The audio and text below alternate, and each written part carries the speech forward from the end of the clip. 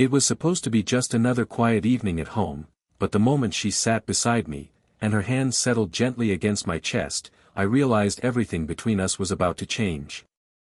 The living room was dim, lit only by the warm glow of a lamp standing in the corner.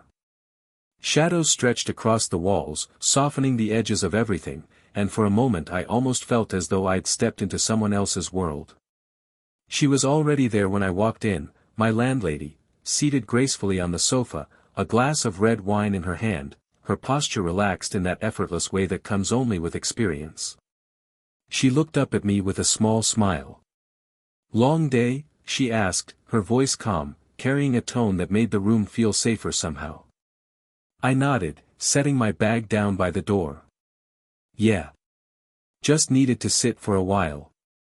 I hesitated, then crossed the room and lowered myself onto the sofa. I'd meant to leave space between us, but the sofa was narrow, and as I sank into the cushion, I felt the faint shift of her weight as the fabric pulled us subtly closer together. The warmth of her presence touched me even though we weren't quite touching. She swirled her wine gently, eyes following the movement as if considering something deeper. Then she spoke, stories from her past, almost casually at first, though I could hear the undercurrent of nostalgia in her tone.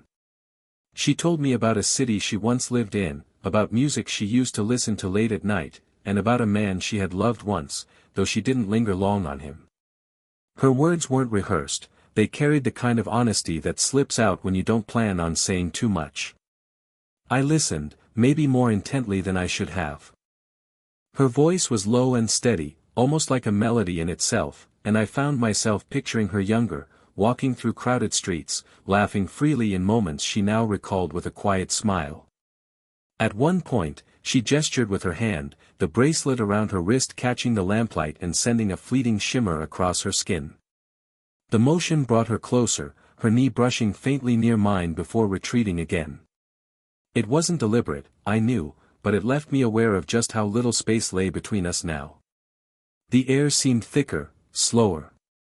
I leaned back slightly, trying to ease into the sofa, but instead it made the cushions dip further, closing the gap in a way that felt both natural and charged with something unspoken. I caught myself glancing at her, noticing the way the light framed her face, soft shadows along her jaw, the faintest crease near her eyes when she smiled at her own memory. She didn't notice me watching, or if she did, she didn't let on. And then she laughed, low, genuine, the kind of laugh that warms a room.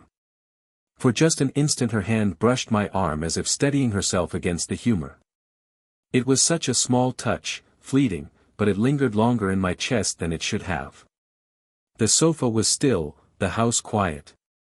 But in that closeness, in the faint pressure of cushions and the unspoken comfort of her stories, something ordinary had begun to shift into something else. For a while, our conversation drifted easily, like a river moving without urgency. She told another story, this time about a summer trip she once took with friends, the kind of memory that carries both joy and a bittersweet echo. Her words painted pictures, but it wasn't the story itself that held me. It was the way she looked when she told it. Her eyes glowed with that faraway light of someone touching a memory, and every so often, she'd glance at me, as if to see if I was still there, still listening. I was. More than I should have been. There was a comfort in simply sitting beside her, but it was an uneasy comfort. I became too aware of myself, how close I was, how my knee rested a breath away from hers. My heartbeat wasn't steady, it climbed and dipped, as though my body hadn't decided whether to calm down or surrender to the pull of her presence. When she laughed, it wasn't just sound, it was warmth spilling into the space between us. She leaned ever so slightly, her shoulder tilting toward me, and her hand, soft, unthinking, grazed my arm. It couldn't have lasted more than a second. Just the faintest brush of skin over fabric. But my whole body reacted as though the world had gone quiet. Her touch left behind a ghost of warmth, small and fleeting, yet enough to spark a fire I wasn't sure how to contain. I inhaled, steadying myself, trying not to let the tremor inside show on my face. Did she notice? Did she feel what I felt? Or was it nothing more to her than an absent-minded gesture, the kind people do without thought. I shifted slightly, leaning back into the sofa, almost retreating, as though distance could protect me from the pull of that moment.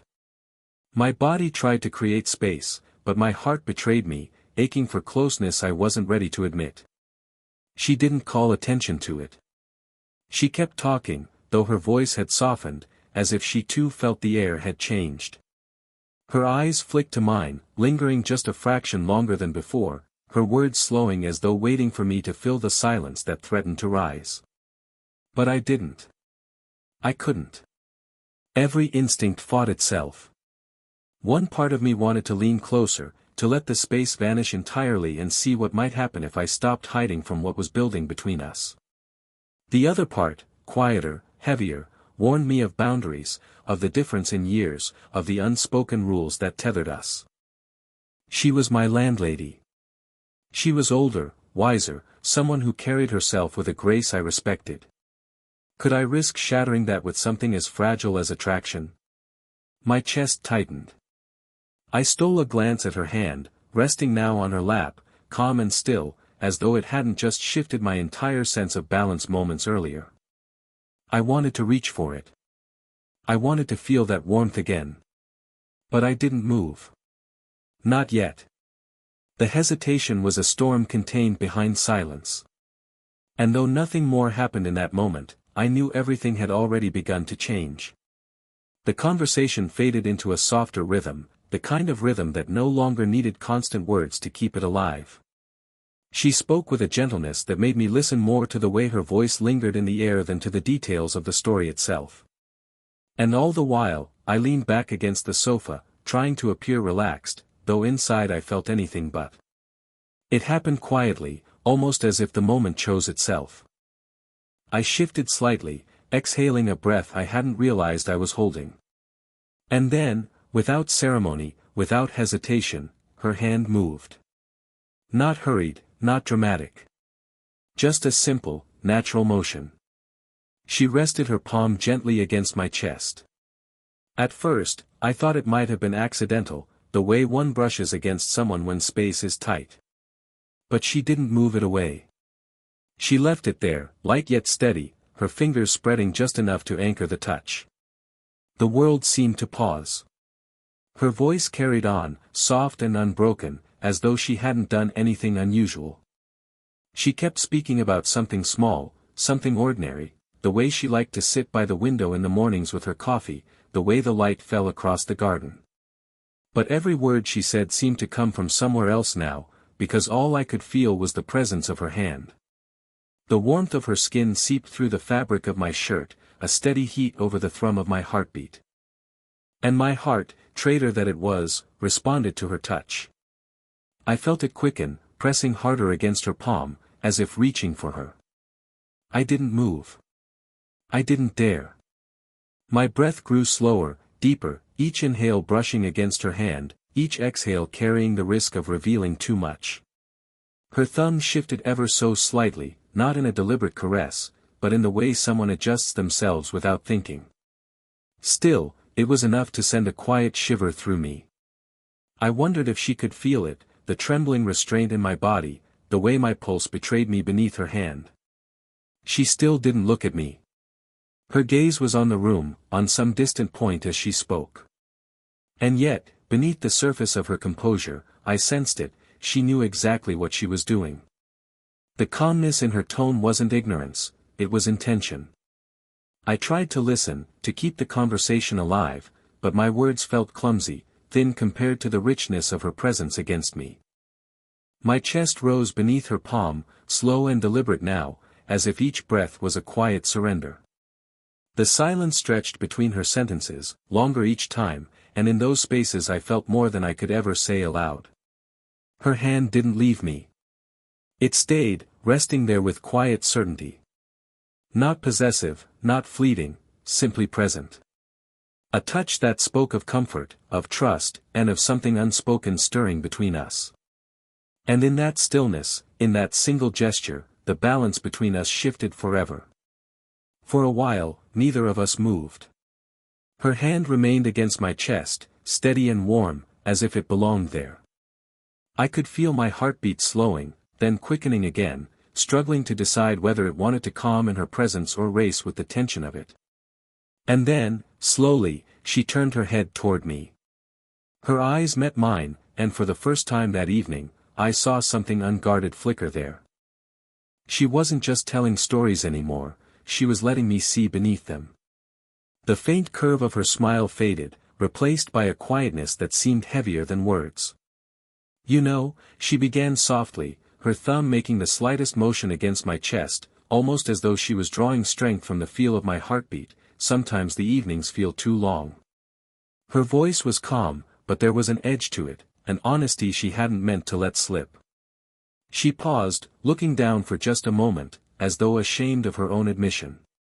"I've built a good life," she continued, her tone almost apologetic. "I keep busy, I have my routines, but still, there are nights when I sit here and," she exhaled, a sound halfway between a sigh and a laugh. "I wonder if anyone really notices me anymore." Her words sank into me, heavy and fragile at once. This woman, so composed, so graceful, someone I'd always seen as confident, untouchable even, was suddenly confessing something vulnerable. Something raw. I swallowed, unsure how to respond. My instinct was to reach for her, to tell her she wasn't invisible, that I noticed everything, every glance, every detail, every soft shift of her presence in a room. But I hesitated, afraid that too much honesty would tip the moment into something neither of us was ready to name. Instead, I listened. I let the silence stretch, hoping she could feel the weight of my attention as proof that she wasn't alone. Her eyes lifted again, meeting mine, and I saw the faint shimmer of moisture at their edges. Not tears exactly, but the threat of them, like her emotions were pressing too close to the surface. "You're kind to listen," she said softly. Her hand, still resting over my heart, shifted slightly, her fingers pressing down with a touch that felt both grateful and searching. "I don't usually say things like that." I placed my hand over hers then, not to remove it, but to anchor it there. My palm enveloped hers, holding it steady against me. "You don't have to explain," I whispered. My voice came out lower than I intended, rough around the edges with everything I wasn't saying.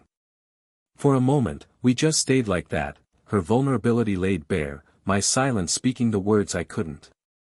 The room was so still I could hear the soft ticking of a clock on the wall, each second marking the depth of what was passing between us. Her thumb moved in the smallest of circles against my shirt, a gesture almost unconscious, but one that unraveled me more than any spoken confession could. And in that fragile honesty, in that touch that lingered over my heartbeat, I felt the distance between the room had fallen quiet, the kind of silence that isn't empty but filled with unspoken meaning. Her hand was still on my chest, her fingers brushing faintly with each small movement of her thumb, and my own hand now covered hers, holding it there as if to say, without words, that I wanted it. She didn't pull away. Instead, her shoulders softened, the tension she had been carrying easing into something gentler. I could feel it in the way her body shifted slightly toward me, her weight leaning just enough to let me know she was no longer keeping distance. Her breathing matched mine now, slow and careful, as if we had unconsciously fallen into the same rhythm. Neither of us spoke. We didn't need to. Words felt too sharp for a moment like this, too clumsy. Everything important was already happening in the quiet, in the space where her palm met the steady thrum of my heartbeat. I studied her face in the lamplight, the elegant lines softened by shadow, the faint trace of tiredness beneath her eyes, the quiet strength that still lingered even when she allowed herself to be vulnerable. She carried herself with the composure of someone who had lived enough to know both joy and disappointment, and yet, sitting there beside her, she felt achingly present, as though the years between us meant nothing at all. My thumb brushed over the back of her hand, a small gesture, but one that made her eyes flicker to mine. For a moment, neither of us looked away. Her gaze held me, steady and unguarded, and I could feel the quiet question inside it, "Are you here with me?" I answered without speaking. I pressed her hand a little firmer against my chest, letting her feel the undeniable rush of my heart beneath her touch. Something in her expression softened then, her lips curving into the faintest, almost secretive smile. She didn't say thank you, she didn't explain, she just let the silence hold us. The seconds stretched, but they didn't feel heavy. They felt full. I became aware of the smallest details, the delicate warmth of her skin beneath my fingers, the scent of her hair faintly touched by perfume, the way her shoulder brushed against mine as though she had quietly given up the effort to keep apart. The world outside could have been miles away. In that room, it was only her and me, two people breathing together, bound not by words but by something quieter, deeper. At last, she let out a slow exhale, almost like a release, and leaned just slightly closer. Not enough to cross the line of what couldn't be unspoken, but enough to let me feel the gentle weight of trust in her nearness. My arm, almost without thought, moved around her. It wasn't bold, it wasn't rushed, it was simply natural. A quiet embrace, a steady reassurance that whatever she had shared, whatever she feared, I had heard it, and I wasn't going anywhere. She didn't flinch. She didn't move away. She simply let herself rest in that moment of silence with me, and together we understood, something had shifted. Not spoken, not declared, but real nonetheless. And us dissolve. She didn't move her hand from my chest, and I didn't move mine from hers. The silence had become a language of its own, one we both seemed to understand. For the first time that evening, I felt the tension inside me give way, not to desire, not to fear, but to something steadier, something warmer. Her body shifted ever so slightly, and then, without hesitation, she leaned closer. The crown of her head brushed lightly against my shoulder before settling there, her hair falling softly against my neck. The contact was simple, unhurried, and yet it reached deeper than anything words might have done. I let out a slow breath I hadn't realized I'd been holding. My arm tightened gently around her, pulling her just a little closer, not to possess but to reassure. She sighed in response, the sound quiet, almost hidden, as though the weight of her long day, or perhaps her long loneliness, was finally setting down. The lamp cast a golden glow across the room, catching on the rim of her forgotten wine glass, painting the space in a kind of muted peace. Outside, I could faintly hear the hum of passing cars, life continuing as normal. But here, in this small pocket of stillness, it felt like we had slipped outside of time itself. Her cheek rested against me, and I could feel the quiet rhythm of her breath, steady and calm now, blending with the beat of my heart beneath her hand. Each rise and fall of her chest pressed lightly against my side, and though nothing about the moment was loud or dramatic, it felt monumental in its simplicity. We didn't need to speak. Whatever words might have been said would have been clumsy compared to the ease of being there together. And yet, I could sense in the way her fingers curled slightly against me that she was grateful. Grateful for the silence, for the steadiness, for not having to explain herself any further. I lowered my head just a little, close enough to breathe in the faint scent of her hair. It was subtle, familiar, something floral, softened by the warmth of her skin. My eyes closed briefly, not from exhaustion but from the rare comfort of simply existing with someone, unguarded, without pretense. In that moment, there were no boundaries of titles or roles, no question of age or circumstance. There was only her, and me, and the quiet truth that something had shifted between us. Her thumb moved again, tracing a small circle against my chest, and I felt her sigh melt into me.